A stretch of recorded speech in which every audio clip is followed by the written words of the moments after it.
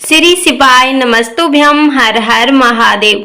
आज के वीडियो में पितृपक्ष से जुड़े आपके जितने भी सवाल हैं उन सभी सवालों के जवाब मिलने वाले हैं, इसलिए आपसे निवेदन है कि आप वीडियो को पूरा जरूर देखें ताकि आपको पूरी जानकारी मिल सके।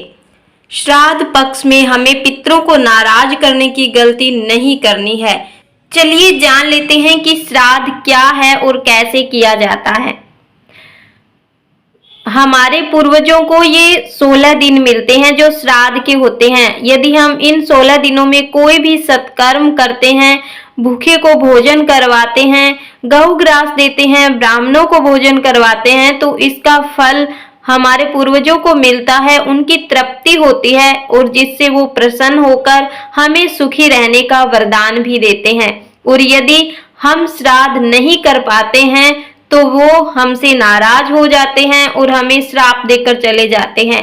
इसलिए सभी सनातनियों को पितृपक्ष में पितरों की मृत्यु तिथि के दिन जल, तिल, जौ, कुश और पुष्प आदि से श्राद्ध और गौ ग्रास देकर 1, 3 या 5 ब्राह्मणों को भोजन जरूर करवाना चाहिए।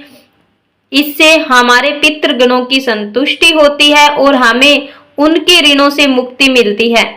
श्राद्ध के लिए जिस मास की जिस तिथि को माता पिता आदि की मृत्यु हुई होती है उस तिथि को श्राद्ध, तर्पण, गौ ग्रास और ब्राह्मणों को भोजन आदि करवाना बहुत ही आवश्यक होता है। इससे पितृगण प्रसन्न होते हैं और हमारे परिवार का सौभाग्य, सुख, संपत्ति, पुत्र पौत्र आदि की अभिवृद्धि होती है। और ये भी जान लीजिए कि यदि किसी स्त्री को पुत्र नहीं है और उसके पति की मृत्यु हो जाती है तो वह स्त्री भी अपने पति का श्राद्ध कर सकती है। चलिए जान लेते हैं कि सूक्ष्म तर्पण क्या होता है। जिन लोगों के पास तर्पण करने की सामग्री उपलब्ध नहीं होती है या किसी कारण से वो तर्पण नहीं कर पाते हैं तो उनके लिए एक सरल सा उपाय है। इस उपाय के माध्यम से आप अपने पितरों को तृप्त कर सकते हैं। करना क्या है कि आपको दक्षिण दिशा की ओर मुख करके खड़े हो जाना है और अपने दाहिने हाथ के अंगूठे को पृथ्वी की ओर करना है। और अब आपको 11 बार बोलना है ओम तस्मै स्वधा नमः। क्या बोलना है? ओम तस्मै स्वधा नमः।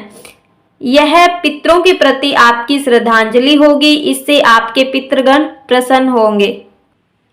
पितरों के प्रति श्रद्धा व कृतज्ञता व्यक्त करने का जो काल है जिसे हम पितृपक्ष कहते हैं वह 30 सितंबर से शुरू हो गया है और अश्विन कृष्ण प्रतिपदा से लेकर अमावस्या तक यह चलेगा। इस बार 15 दिन का पितृपक्ष रहने वाला है, किंतु द्वितीया और तृतीया तिथि एक ही दिन है। इस तिथि में यदि किसी के पूर्वजों की मृत्यु हुई है तो आपको 1 अक्टूबर को श्राद्ध करना है। चलिए जान लेते हैं कुछ विशेष तिथियों के बारे में। मातृ नवमी, यह तिथि 7 अक्टूबर को है। इस दिन यदि माता की मृत्यु तिथि ज्ञात नहीं होती है तो आप इस दिन श्राद्ध कर सकते हैं अपनी माता का। अश्विन कृष्ण एकादशी जो कि है 10 अक्टूबर को, इस दिन इंदिरा एकादशी व्रत भी है और इसके साथ एकादशी का श्राद्ध भी है। अब जो सन्यासी लोग होते हैं उनका श्राद्ध द्वादशी यानी कि 11 अक्टूबर को किया जाएगा। इसके साथ ही जिन लोगों की दुर्घटना हुई है, दुर्घटना से मृत्यु हुई है, उनकी श्राद्ध की तिथि मतलब मृत्यु की तिथि आपको याद नहीं है तो अश्विन कृष्ण चतुर्दशी यानी कि 13 अक्टूबर को आप उनका श्राद्ध कर सकते हैं। सरव पितृ अमावस्या जो कि है 14 अक्टूबर को। जिस मृतक की तिथि ज्ञात नहीं हो या किन्हीं कारणों से नियत तिथि पर श्राद्ध नहीं कर सके हैं तो उनके निमित्त अमावस्या को आप श्राद्ध कर सकते हैं।